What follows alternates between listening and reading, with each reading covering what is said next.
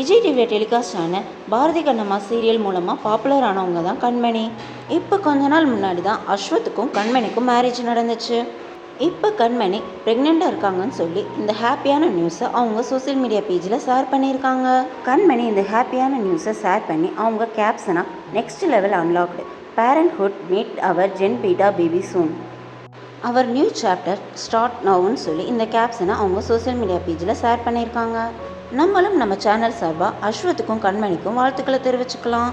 இந்த வீடியோ பிடிச்சிருந்தா லைக் பண்ணுங்கள், சப்ஸ்கிரைப் பண்ணுங்கள், பக்கத்தில் இருக்க பெல் ஐக்கானை கிளிக் பண்ணுங்கள். தேங்க்யூ.